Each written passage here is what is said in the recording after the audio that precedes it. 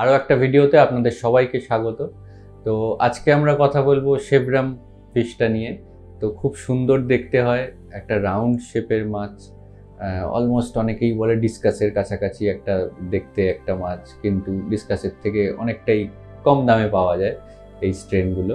তো এর কিন্তু নানা রকম ভ্যারিয়েন্ট হয়, নানা রকম কালারের শেবরাম পাওয়া যায়। আর এদের সাইজও কিন্তু মোটামুটি 8 ইঞ্চির আশেপাশে সাইজ হয়ে যায়। তো এই মাছটাকে নিয়েই আজকে কথা বলবো, কী কীভাবে আপনারা রাখতে পারেন, এর সাথে কী কী মাছ রাখতে পারেন, ফিডিং কী হবে। তো এই শেবরাম নিয়েই আজকের ভিডিও। তো চলুন শুরু করা যাক।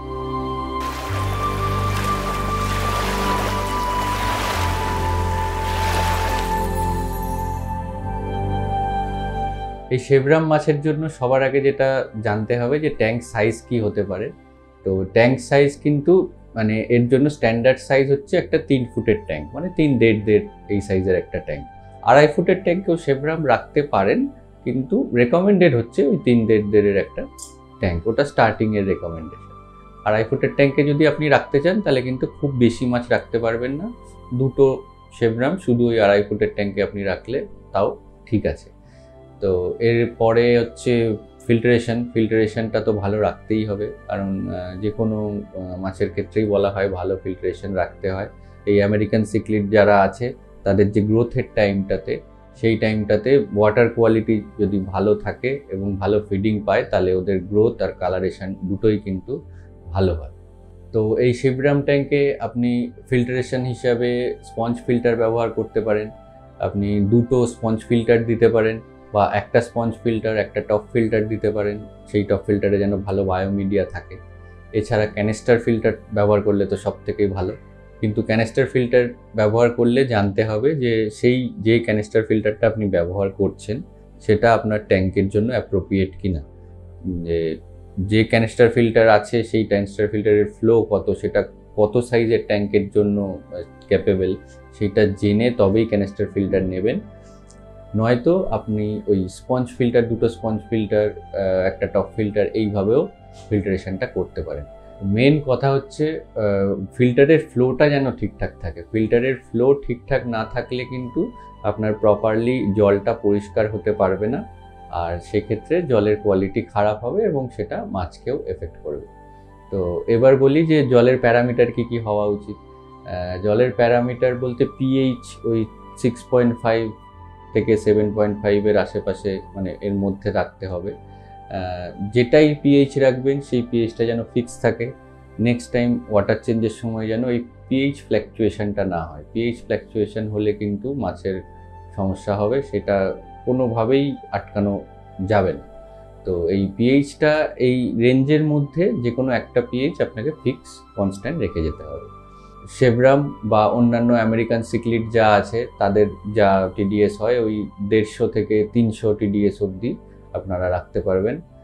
সেক্ষেত্রে আপনারা মানে আরও ওয়াটার যদি ব্যবহার করেন সেটাও করতে পারেন। আর যদি আপনারা আপনাদের সাপ্লাইয়ের জল ইউজ করেন সেক্ষেত্রে ওই যদি জলের ক্লোরিনটা কাটানোর জন্য আপনাকে একটা ওয়াটার কন্ডিশনার কিন্তু ব্যবহার করতে হবে। তো এটা হলো ট্যাঙ্ক সেট আপ। তো এবারে বলি আপনারা কি ডেকোরেশন করতে পারবেন। তো শেবরামের ক্ষেত্রে আপনারা ইচ্ছে মতো ডেকোরেশন করতেই পারেন, যেমন খুশি ডেকোরেশন করে আপনি এই মাছটাকে রাখতে পারবেন, কোনো সমস্যা নেই। কিন্তু মাথায় রাখতে হবে ডেকোরেশন যেন খুব কনজেস্টেড না হয়ে যায়। সেটা যে কোনো অ্যাকোরিয়ামের ক্ষেত্রে, যে কোনো মাছের ক্ষেত্রেই বলা হয় যে ডেকোরেশন যেন খুব বেশি কনজেস্টেড না হয়ে যায়। সেক্ষেত্রে কিন্তু ওই ডেকোরেশনের ভেতরে যদি ময়লা ফয়লা জমে যায় সেটা পরিষ্কার করা খুব সমস্যা হয়ে যায়, সেখান থেকে ব্ল্যাক ব্রাশ অ্যালকি নানা রকম সমস্যা আসে। তো আপনি একটা হার্ডস্কেপ করে সুন্দর একটা ডেকোরেশন করতে পারেন। নিচে স্যান্ড দিলেন, ছোটোখাটো গ্র্যাভেলস দিলেন, কিছু ড্রিফটউড ব্যবহার করতে পারেন, কিছু আর্টিফিশিয়াল প্ল্যান্টসও দিতে পারেন, কারণ এরা খুব একটা অ্যাগ্রেসিভ হয় না বা কোনো জায়গায় খোঁচাখুচি করা, ঘাঁটা এইসব স্বভাব এদের নেই। তো এদেরকে আপনি ইচ্ছা মতো একটা সোবার একটা ডেকোরেশন করে ট্যাঙ্কের মধ্যে রাখতে পারেন। আর বিভিন্ন রকম তো ভ্যারিয়েন্ট আছে, তো বিভিন্ন রকম ভ্যারিয়েন্ট মিশিয়ে আপনারা যদি রাখেন সেক্ষেত্রেও ট্যাঙ্কটা খুব সুন্দর দেখতে লাগবে। তো এই শেবরাম সাধারণত শান্ত প্রকৃতিরই হয়, কিন্তু যদি ট্যাঙ্ক সাইজ খুব ছোট হয়ে যায় সেক্ষেত্রে কিন্তু সমস্যা হবে। ট্যাঙ্ক সাইজ যদি মোটামুটি 3 ফুটের ট্যাঙ্ক থাকে তাহলে এরা পিসফুল ভাবেই থাকে, কোনো রকম অসুবিধা হয় না।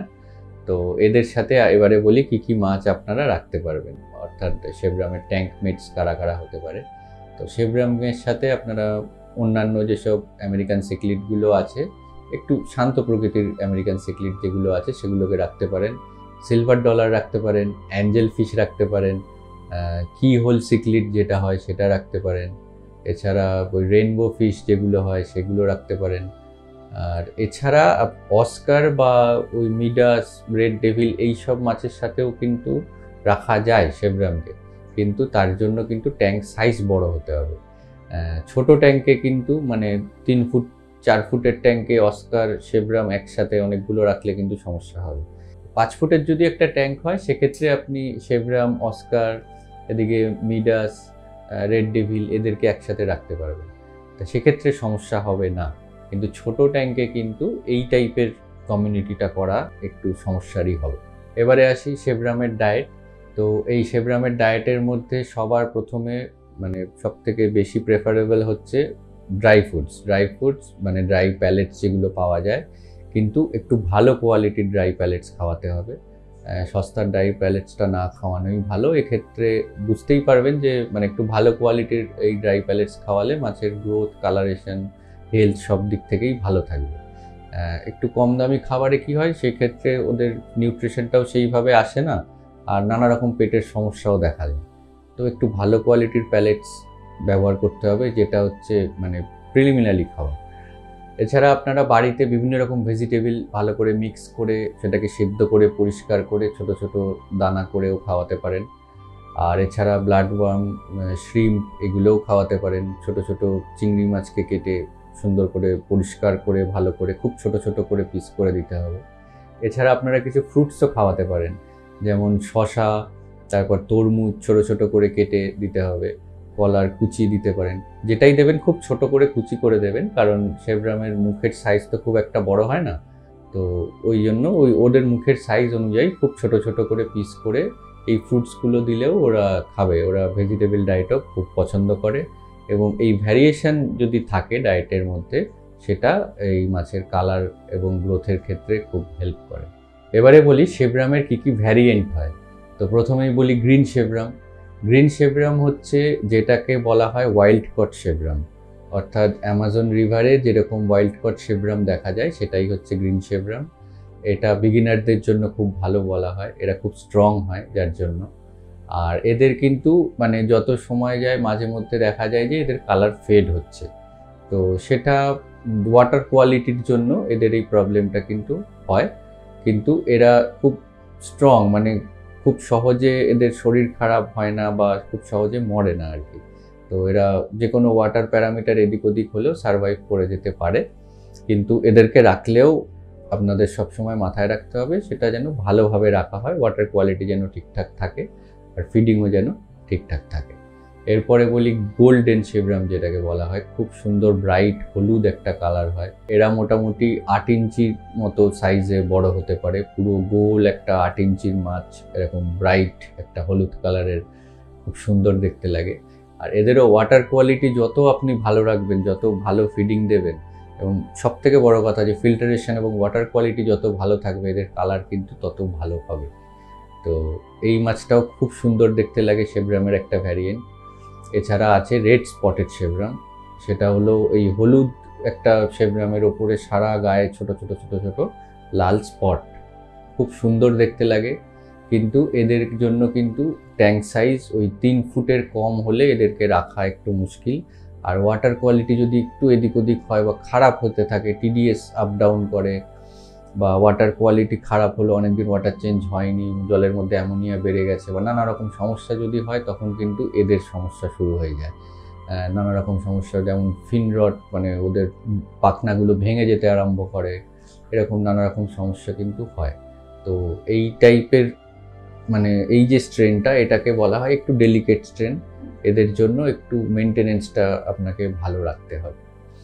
এরপরে যে শেবরামটার কথা বলবো সেটা সবার খুব প্রিয়, যেটা হলো রেড শোল্ডার শেবরাম। এরা হচ্ছে শেবরামের যত স্ট্রেন আছে তার মধ্যে এদেরকে বলা হয় যে এরা একটু বেশি অ্যাগ্রেসিভ। আর এদের সাইজটাও কিন্তু অন্যান্য শেবরামের থেকে একটু হলেও বেশি হয়। এরা মোটামুটি 10 ইঞ্চি প্লাস সাইজ দেখা যায়। তো এই রেড শোল্ডার শেবরাম যদি আপনাকে রাখতে হয় সেক্ষেত্রে কিন্তু আপনার ট্যাঙ্ক সাইজটা মাথায় রাখতে হবে যে খুব ছোট জায়গায় রাখা যাবে না, আর এরা একটু অ্যাগ্রেসিভ হয়, এটাও মাথায় রাখতে হবে। তো এই রেড শোল্ডার শেবরামের জন্যও কিন্তু মেনটেনেন্সটা একটু ফ্যাক্টর করে, একটু ভালো ওয়াটার কোয়ালিটি রাখতে হয় এবং ট্যাঙ্ক সাইজটাও কিন্তু একটু বড় রাখলে ভালো। এবং সবশেষে যেটার কথা বলবো সেটা হচ্ছে ব্লু শেবরাম। এটা খুব রেয়ার, সচরাচর পাওয়া যায় না। তো যাদের কাছে আছে তারা আমাদের যে ইনস্টাগ্রাম আর ফেসবুক পেজ আছে সেখানে ডিরেক্ট মেসেজ করে যদি সেই মাছের ছবি পাঠান, তো পরবর্তী ভিডিওতে আমরা দেখানোর চেষ্টা করব, কারণ এটা যেহেতু খুব রেয়ার, সচরাচর দেখা যায় না। তো এই ছিল শেবরামের বিভিন্ন রকম স্ট্রেন বা বিভিন্ন রকম ভ্যারিয়েন্ট বলতে পারেন। এইবারে বলি, অনেকেই আছে যারা শুধু শেবরামেরই ট্যাঙ্ক করে, মানে বিভিন্ন রকম শেবরাম দিয়ে ট্যাঙ্ক করে। তো সেক্ষেত্রেও কিন্তু কিছু রুলস আছে যেগুলোকে একটু ফলো করতে হবে। যেমন আপনি যদি বিভিন্ন রকম স্ট্রেনের শেবরাম রাখেন, বিভিন্ন ভ্যারিয়েন্টের শেবরাম রাখেন, সেক্ষেত্রে আপনাকে মাথায় রাখতে হবে প্রত্যেকটা ভ্যারিয়েন্টের জন্য যেন একটা করে পেয়ার থাকে। মানে আপনি যদি গ্রিন শেবরাম রাখছেন, সাথে একটা গোল্ডেন শেবরাম রাখছেন, তো ওই গোল্ডেন শেবরামের যেন দুটো থাকে, তার সাথে দুটো গ্রিন শেবরাম, অথবা দুটো রেড স্পটেড, তার সাথে দুটো রেড শোল্ডার, এইরকমভাবে যেন থাকে।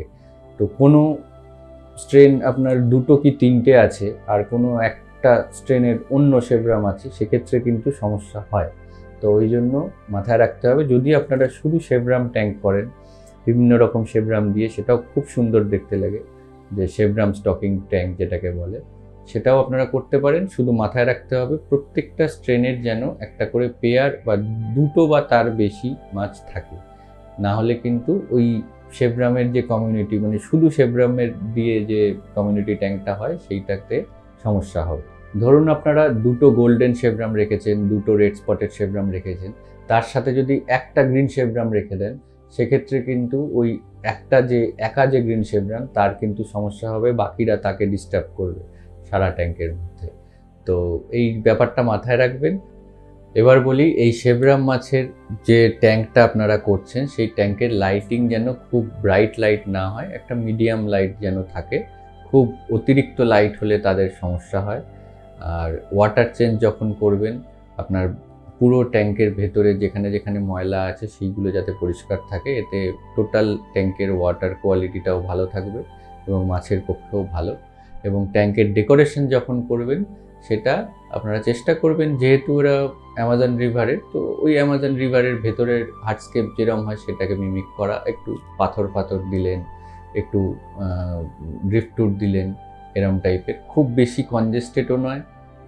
আপনি সেন্টারে একটা কোনো বড় পাথর রাখলেন, চারদিকে বালি দিয়ে দিলেন, এরম টাইপের করে একটা ডেকোরেশন যদি করেন, সেক্ষেত্রে আপনার ট্যাঙ্কটা দেখতেও সুন্দর লাগবে এবং মাছেদের ক্ষেত্রেও তাদের ঘোরাফেরার জায়গাও থাকবে এবং মাছেরা স্ট্রেস ফ্রি থাকবে। তো এটাই হলো শেবরাম মাছের মানে ট্যাঙ্ক সেট আপ বা শেবরাম মাছ কীভাবে রাখবেন, এই নিয়ে আমি যতটা পারলাম আপনাদেরকে বললাম। তো ভিডিওটা কেমন লাগলো অবশ্যই জানাবেন।